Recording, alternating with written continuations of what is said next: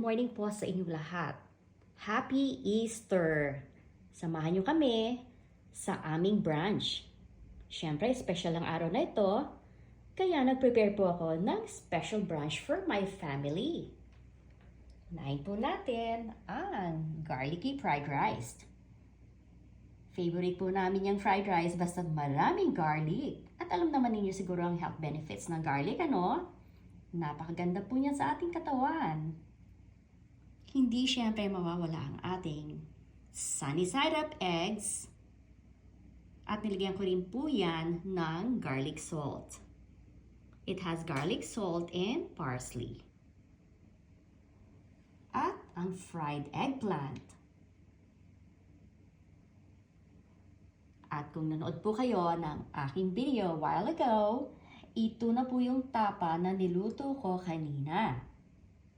Napakasimple at napakadali pong lutuin. Hindi na kayo kailangan mag-marinade pa overnight para makapagluto ng tapa.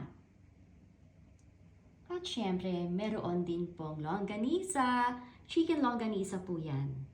Sweet chicken longganisa. At nagkat na rin ako ng oranges para dessert mamaya. At alam naman ninyo, hindi magiging kumpleto ang ating breakfast kung wala tayong freshly brewed coffee. Ayan, nag-slice na rin ako ng tomatoes. Bagay po yan sa ating longganisa at tapa. At ang dried fish or ang tinatawag po natin na tuyo. At tignan naman ninyo ang aking napakasimpleng table settings.